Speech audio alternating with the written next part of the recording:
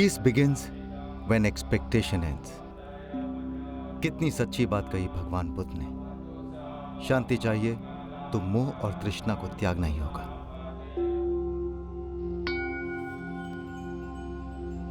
भगवान बुद्ध की धरती है बोध गया, जिसे हम बिहार की आध्यात्मिक राजधानी के नाम से भी जानते हैं। यहां रग रग में बुद्ध हैं और यहीं आपको कई जगह महान सम्राट अशोक के शासनकाल के बने भगवान बुद्ध के स्मारक और शिलालेखों के दर्शन होते हैं। बुद्धं शरणं गच्छामि, धम्मं शरणं गच्छामि, संघं शरणं गच्छामि।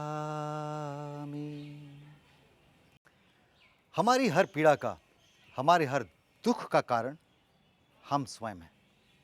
हमारी हर परेशानी हम ही से शुरू होती है और हर परेशानी को हम ही हर सकते हैं। जो धर्म इस सत्य की नींव पर खड़ा है वो धर्म है बौद्ध धर्म। सदियों से हमारा समाज जातिवाद का शिकार रहा है, वर्णों में बटा रहा है। एक वक्त था जब हमारे समाज में किसी व्यक्ति की पहचान उसके वर्ण से हुआ करती थी, उसके जन्म से हुआ करती थी। लेकिन तब कोई था जिसने खड़े होकर यह कहा था कि इंसान अपने कर्मों से ब्राह्मण बनता है, अपने जन्म से नहीं। यह सोच जिस महात्मा की थी, या इस सोच को शब्दों में जिस महात्मा ने समाज के सामने रखा था, उस गौतम बुद्ध की यह नगरी बोध गया में आने का सपना कई वर्षों से मेरे मन में था। आज वो सपना भी पूरा हो गया।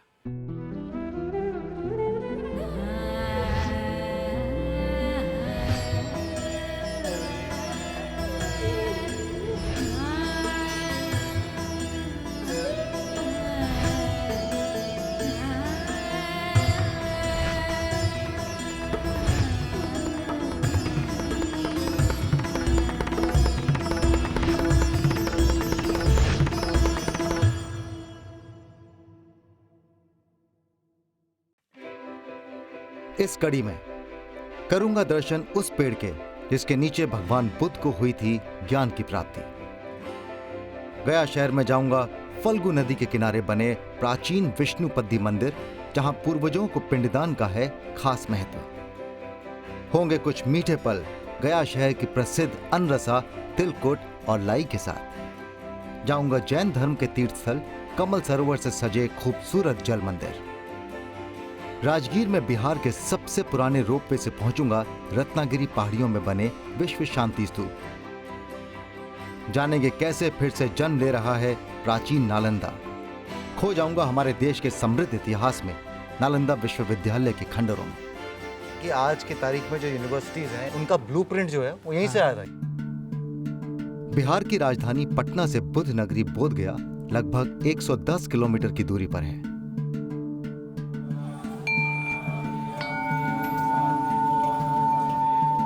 महाबोधि मंदिर बौद्ध धर्म के 4 पवित्र धार्मिक स्थलों में से एक है। यह वही स्थान है जहां गौतम बुद्ध को आम युग पूर्व 6ठी शताब्दी में बौद्धित्व यानी एनलाइटमेंट प्राप्त हुआ था। यूनेस्को द्वारा विश्व धरोहर घोषित इस मंदिर की बुनियाद 2300 वर्ष पहले सम्राट अशोक द्वारा रखी गई थी। सोचिए ये किसी धातु का नहीं बना हुआ, ये पत्थर का बना है। आज बोध गया में हर साल हजारों लोग शांति की तलाश में Burma, Sri Lanka, Bhutan, Japan, Thailand, Europe और अमेरिका जैसे देशों से आते हैं।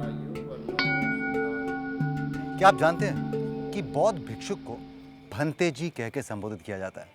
और इस समय मेरे साथ में है डॉक्टर दीनानंद भंते जी, जिनके कंधों पर इस पूरे मंदिर की देखरेख की जिम्मेदारी है। नमस्कार। नमस्कार। सिद्धि प्राप्ति का मतलब क्या होता है? मोह, लोभ, द्वेष, माया जाल से मुक्ति पाना, जिसको तृष्णा कहते हैं।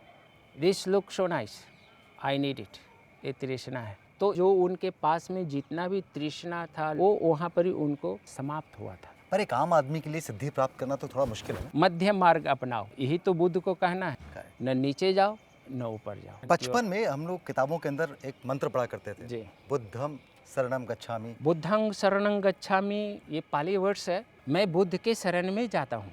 धम्मं शरणं गच्छामि, मैं उनका जो बताया हुआ रास्ता है, धर्म है, उन्होंने जो सिखाया है, मैं उनको रास्ते पर चलने के लिए कोशिश करता हूँ। संघं शरणं गच्छामि, जितने भी संघ हैं, संघ में रहने के लिए कोशिश करता हूँ। मंदिर की कोई खास बात बताना चाहेंगे आप? ये बौद्धों का एक गढ़ है, बुद्ध का पहचान मिला था, तो ये तो सबसे इम्पोर्टेंट जगह है। और बोधि वृक्ष इसके जस्ट मंदिर के पश्चिम साइड में है, जिसके नीचे बैठकर सिद्धार्थ ने बुद्धत्व की प्राप्त किया था और बुद्ध कहलाए थे। जब सिद्धार्थ का जन्म हुआ था, तब उस बोधि वृक्ष का भी जन्म उसी स्थान पर हुआ था।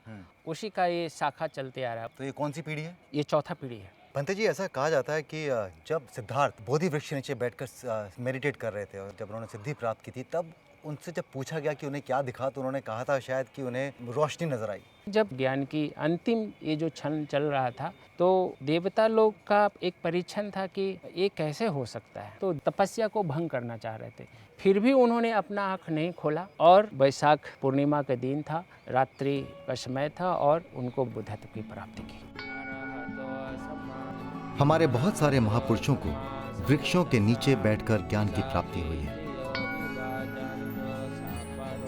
महाबोधि मंदिर के बीचों बीच स्थित है मूचा लिंडा सरोवर, जिसके बारे में कहा जाता है कि भगवान बुद्ध के ध्यान के छठे सप्ताह में एक बहुत बड़ा तूफान आया था और उस समय नागराज मूचा लिंडा ने इस सरोवर से निकलकर भगवान बुद्ध को अपना आश्रय प्रदान किया था।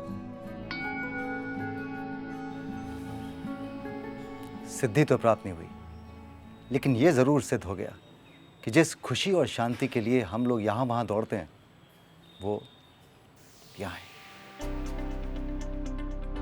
गया शहर के विभिन्न रंगों को करीब से देखने और महसूस करने मैं निकल पड़ा उसकी गलियों में। विष्णु पद, जानते ये क्या है? इन्हें शालिग्राम कहते हैं। ये नारायणी गंडक में मिलते हैं और मानने वाले इसमें विष्णु का रूप देखते हैं और इनकी पूजा करते हैं। मैं कभी कभी सोचता हूं कि अगर मैंने रग रग में गंगा नहीं किया होता, तो क्या मैं अपने देश के ये छोटे छोटे शहर देख पाता? क्या मैं कभी सोचता कि मैं गंडक नदी देखने जाऊंगा या फाल्गु नदी देखने जाऊंगा? शायद नहीं। ये सब कुछ संभव हुआ है मां गंगा की बदौलत से। कहते हैं जीवन की बड़ी खुशियां छोटी छोटी बातों में छिपी होती हैं। निकल आगे, पकड़ लूंगा मैं, आगे आ जाऊंगा मैं, छोड़ूंगा नहीं।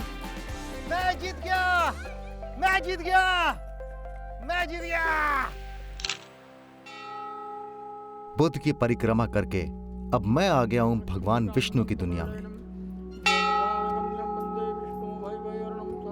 फल्गु नदी के किनारे मोक्ष की धर्मशिला के नाम से जाने वाला ये प्राचीन मंदिर अपने अंदर एक कहानी समेटे है, जो हमें हमारे पूर्वजों को मोक्ष दिलाने की राह दिखाती है। गया का ये विष्णुपद मंदिर एक बहुत ही प्राचीन विष्णु मंदिर है।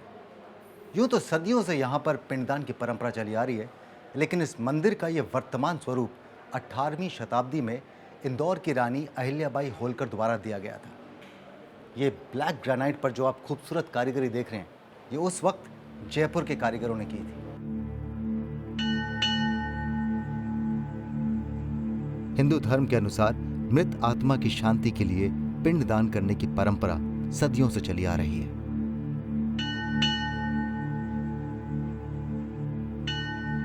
आप तो जानते हैं कि धर्म के मामले में मैं थोड़ा सा कमजोर हूं, इसीलिए धर्म को लेकर मेरी जानकारी भी थोड़ी सी कम है। इसीलिए मेरे साथ में है विष्णुपद मंदिर के प्रबंधक कमेटी के अध्यक्ष श्री विट्ठल जी। नमस्कार। नमस्कार। विट्ठल जी, ये बताएं कि गया में पिंडदान का इतना महत्व क्यों? गया में जो है ना, गयासुर नाम का एक राक्षस बहुत तप किया था जी। भगवान प्रसन्न हुए और भगवान विष्णु ने कहा कि गयासुर क्या चाहते हो, क्या चाहना है तुम्हारा? तो उसने कहा कि शरीर से आत्मा जो निकल करके इस मृत भुवन में भटक रहा है, उस आत्मा के शांति के लिए कोई भी स्थान नहीं है। तो मेरा जो है आपसे यही प्रार्थना है कि आप अपने चरण जो है हमारे ऊपर रखेंगे और आपके चरण के ऊपर जो भी अपने मरे हुए 7 गोत्र का पिंडदान करेंगे उनके 7 गोत्र का उद्धार हो। ये इसलिए पूरे पृथ्वी पर जितने भी तीर्थ है उसके प्राण कहा गया है गया को। शास्त्रों में ऐसा भी बतलाया है कि जो कुछ भी नहीं करता है, गया फल्गु नदी में आकर के उनके पैर स्पर्श हो जाता है, उनके पितरों को मोक्ष मिल जाता है। अगर श्रद्धा है तो समी के पत्र के बराबर भी पिंड देंगे तो पितृ को मुक्ति मिलेगा, और नारियल के बराबर भी देंगे तो मुक्ति मिलेगा। अच्छा, हमारे पीछे ये नदी बह रही है, ये फाल्गु नदी है? फल्गु नदी है। फल्गु का जो है महात्म शास्त्रों में बहुत बतलाया गया है। गंगा का उत्पत्ति जो है शंकर जी ने अपने जटा में बांध लिया जब गंगा चला वहां से जी। लेकिन गंगा चली कहाँ से? गंगा जो है भगवान विष्णु के दाहिने पांव के दाहिने अंगूठा से चली है। तो ये जो है भगवान का चरण यहाँ है और धर्मशिला के ऊपर, और ये धर्मशिला जो है फल्गु नदी के अंदर तक के है। तो वो जो है भगवान के चरण को स्पर्श कर रहा है, इसलिए विष्णु पादो दकी गंगा, इसका जो है गंगा से भी ज्यादा महत्व है। खैर, ये हमारी मान्यताओं का देश है। जो बात समझने की है वो ये कि श्रद्धा होनी चाहिए। उसमें आप कोई ज़रूरत नहीं कि आप लाखों करोड़ों रुपए खर्चें। जी। आप अगर श्रद्धा से कोई कार्य करते हैं तो वो अपनी मंजिल तक पहुंच ही जाता है। जी। फल्गु नदी का हिंदू और बौद्ध धर्म में बहुत महत्व है। इसे बिहार में निरंजना के नाम से भी जाना जाता है और इसकी लंबाई लगभग 235 किलोमीटर है। फल्गु का उद्गम गया के करीब लीलाजन नदी और मोहाना नदी के संगम से होता है और इसकी धाराएं अंत में पुनपुन नदी में मिल जाती हैं, जो स्वयं गंगा नदी की एक उपनदी है। सभी जलधाराओं की तरह फल्गु के बारे में भी बहुत सी कहानियां प्रचलित हैं, मगर खास बात सिर्फ इतनी सी है कि अगर मन में श्रद्धा है तो हर बूंद में गंगा है। आगे है, जानूंगा क्या है राज गया शहर की मिठास का। कमाल है, कमाल है, कमाल है। पावापुरी में होंगे दर्शन भगवान महावीर की निर्वाण भूमि के।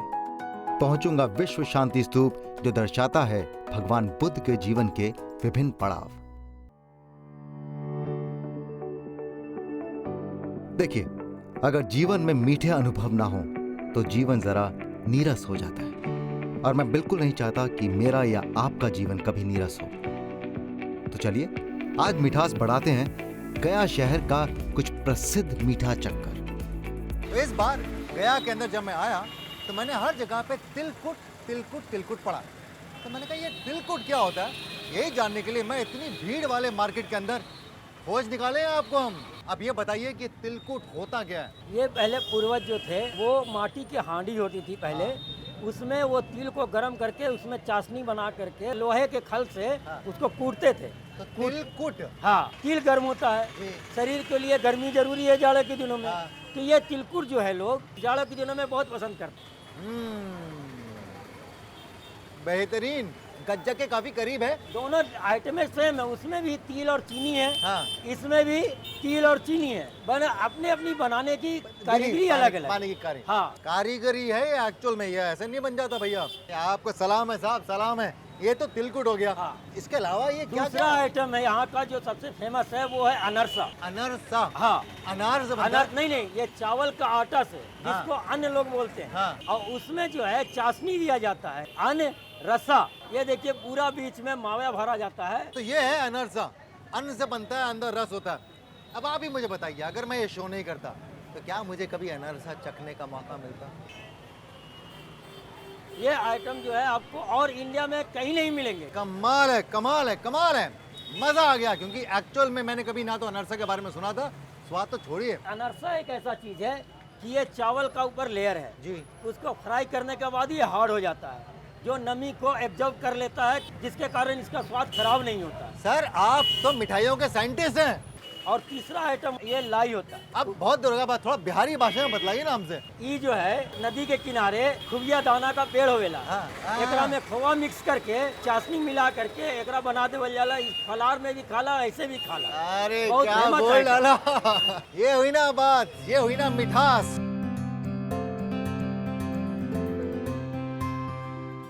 आज चल के तुझे मैं लेके चलूं एक ऐसे गगन के तले, जहां गम भी न हो, आंसू भी न हो, बस प्यार ही प्यार पले। ऐसी कोई जगह है क्या हमारे देश में? शायद होगी।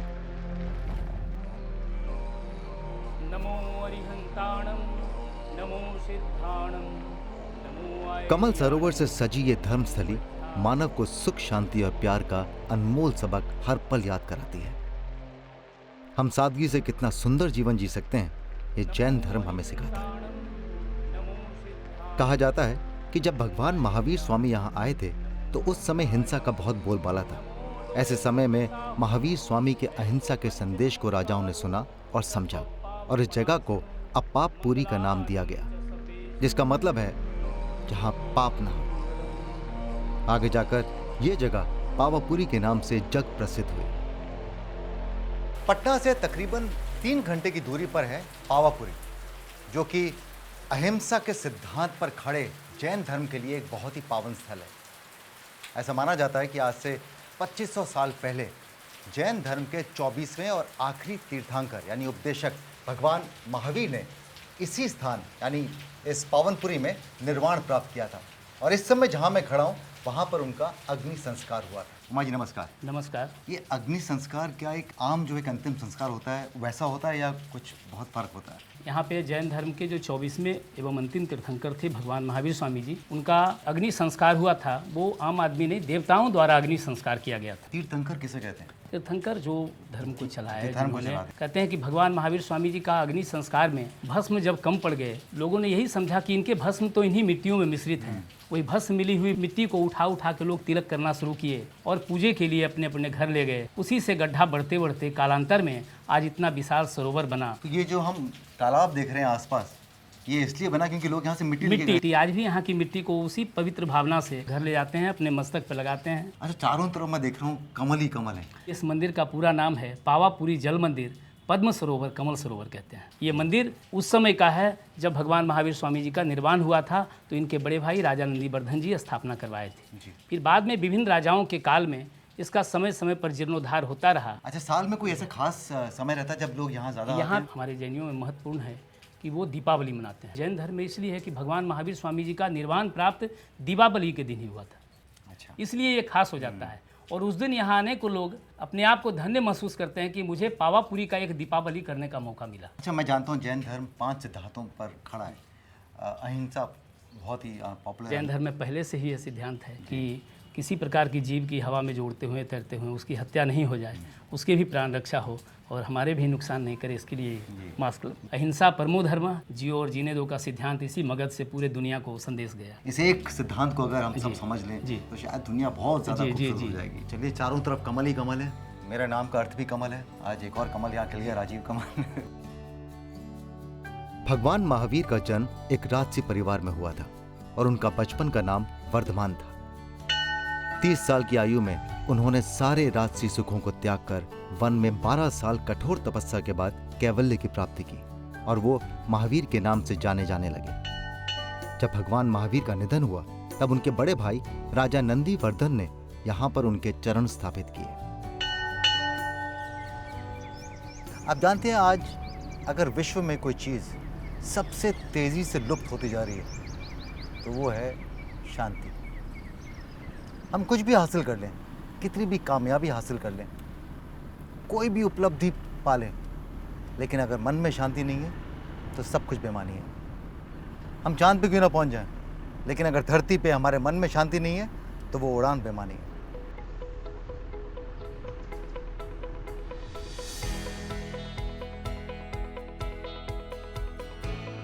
बिहार का सबसे पहला रोपवे 1969 में राजगीर के खूबसूरत रत्नागिरी पहाड़ पर लगाया गया था।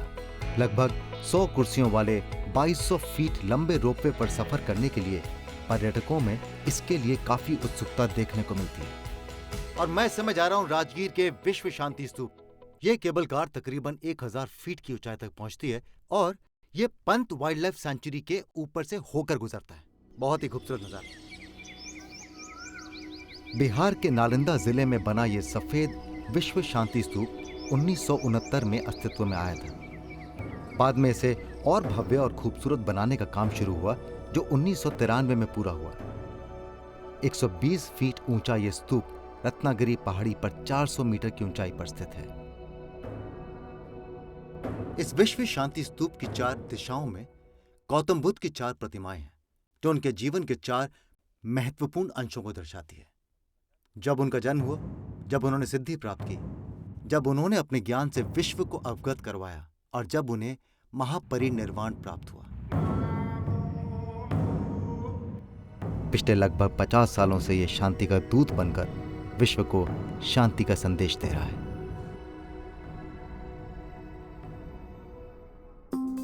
आगे जानेंगे कैसे बन रहा है नालंदा विश्वविद्यालय का नया स्वरूप। जानूंगा प्राचीन नालंदा का भव्य इतिहास।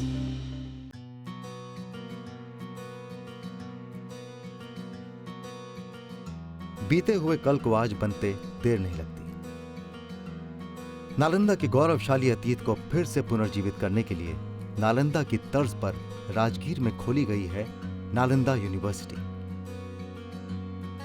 हमारे जो ईस्ट एशियन कंट्रीज के मेंबर्स हैं, इन्होंने सपोर्ट किया कि नालंदा को फिर एक बार जन्म लेना होगा। 2010 में by an act of parliament Nalanda university को स्थापित किया गया। इसका जो बेंचमार्क है एंशिएंट नालंदा यूनिवर्सिटी है। नालंदा और तक्षशिला तो विश्व गुरु रहे हैं, तो एंशिएंट नालंदा में ऐसे था कि शस्त्र और शास्त्र दो ही तरह की विद्या पढ़ाई जाती थी।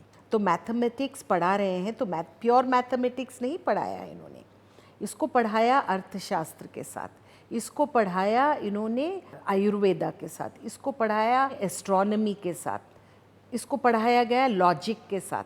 Cleaning of Ganga also will be part of, ये भी एक रहेगा। या पोल्यूशन है, वाटर मैनेजमेंट में ये भी है। प्रोजेक्ट जो नमामि गंगे है, मिनिस्ट्री भी कर रही है, तो इसको भी मूल रूप से ध्यान में रखते हुए हमारे courses have been developed. Nalanda विश्वविद्यालय प्राचीन काल के सबसे महान महाविद्यालयों में से एक है। इसकी स्थापना 5वीं शताब्दी में कुमारगुप्त ने की थी और फिर 7वीं से 12वीं शताब्दी के बीच इसका विस्तार कन्नौज के राजा हर्षवर्धन और उत्तर भारत के पाला राजाओं के शासनकाल में हुआ था। शंकर जी, नालंदा का पुरा स्थल, ये आर्कियोलॉजिकल साइट मेरी कल्पना से भी कहीं ज़्यादा भव्य है। 1500 साल पुराना, लेकिन पुरातात्विक अवशेष उससे भी पहले मौर्य टाइम से मिलना शुरू हो जाते हैं। अच्छा, ये भगवान बुद्ध और महावीर का भी पसंदीदा जगहों में से एक था। नालंदा विश्वविद्यालय के नाम से विख्यात था उस समय भी, या इसका नाम कुछ और था? नहीं, इसका स्थानीय नाम नालक ग्राम के नाम से जाना जाता था। तो क्या आज वर्तमान में जो विश्वविद्यालय हैं वो क्या इसी के पदचिह्नों पर चल के आगे वो विश्वविद्यालय बने? दुनिया का प्रथम आवासीय विश्वविद्यालय के रूप में हम स्वीकारते हैं। मतलब आवासीय मतलब पहला हॉस्टल था? यस, हम कह सकते हैं इस चीज को। आज से 1500 साल पहले, 1500 साल पहले 5वीं सदी में देश विदेश से कई दूसरे राज्यों से, दूसरे देशों से लोग आकर इतिहास में कहीं ये हाँ, लिखित है? चीनी यात्री यहाँ आकर के रहे, पढ़े। प्रसिद्ध चीनी यात्री ह्वेनसांग और इत्सिंग भी यहाँ आए। किस तरह के कोर्सेज होते थे यहाँ पे, किस तरह का ज्ञान दिया जाता था? भले ही लोग मानते हों कि बौद्ध विश्वविद्यालय था, लेकिन कहीं ऊपर था। यहाँ पर धातु विद्या का पढ़ाई, यहाँ पर चिकित्सा विद्या का पढ़ाई, एस्ट्रोनॉमी का पढ़ाई, मेटाफिजिक्स का पढ़ाई होता, मेटलर्जी साइंस का होता था, व्याकरण का होता था, कई भाषाओं का पढ़ाई होता था यहाँ, धर्म का, दर्शन का। ऐसा लगता है कि आप मॉडर्न एजुकेशन सिस्टम के बारे में बात कर रहे हैं। तो आपने कहा 12वीं शताब्दी में लगभग बंद हो गई, कोई कारण था बंद होने का हमारे पास? ऐसा भी माना जाता है कि 12वीं शताब्दी तक आते आते राजनीतिक परिवेश बदल रहे थे। उस समय कई ऐसे संगठन ऊपर आ रहे थे जो दूसरे राज्यों को दबा रहे थे। इसमें बख्तियार खिलजी का भी नाम आता है कि उसने भी उस समय की तमाम जो व्यवस्थाएं थी, इस प्रकार की शैक्षणिक संस्थाएं थी, उसको उन्होंने समाप्त करने का पहल किया था। तो क्या विश्व में और कोई ऐसा विश्वविद्यालय है जिसने तकरीबन 700 या 800 साल तक बिना रुके, बिना थके ज्ञान बांटा? नहीं, अगर नालंदा से तुलना करेंगे तो ऐसा कोई भी विश्वविद्यालय प्रमाणित नहीं हो पाएगा, क्योंकि नालंदा विगत 700 वर्षों का इतिहास अपने आप में समाहित किए हुए है। आप ऑक्सफोर्ड की बात माने या फिर कैम्ब्रिज की बात माने, ये सारे विश्वविद्यालय दुनिया के जो नामचीन विश्वविद्यालय हैं वो भी अभी 700 वर्ष अपने अस्तित्व को पूरा नहीं कर पाए। ये जो देख रहे हैं ना, ये दीवारें जी, ये सारी दीवार उसी समय के हैं। ये पर देख के लगता है कि वर्तमान में बनी होगी। एक बारी में यहाँ पर कितने विद्यार्थी पढ़ाई करते होंगे? 10,000 विद्यार्थियों को यहाँ रहने का था और 2,500 मेंटर, उनके शिक्षक आचार्य मान लीजिए।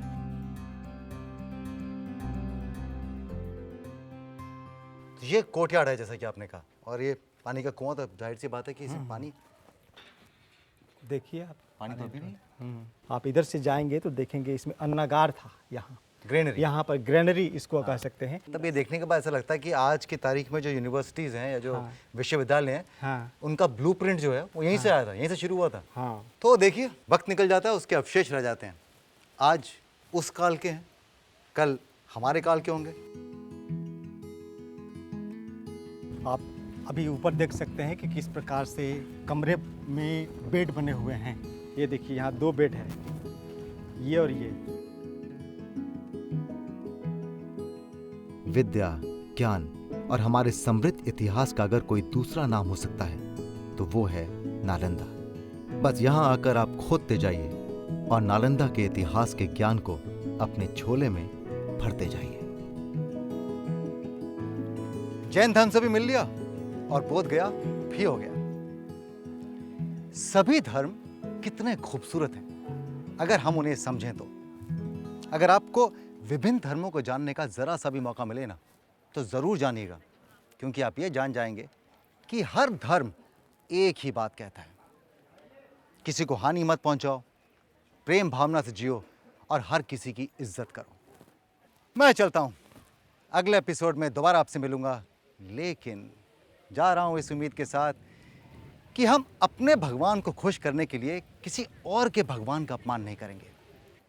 जिस इज्जत की अपेक्षा हम अपने भगवान के प्रति दूसरों से रखते हैं, दूसरों के भगवान को हम वही इज्जत देंगे।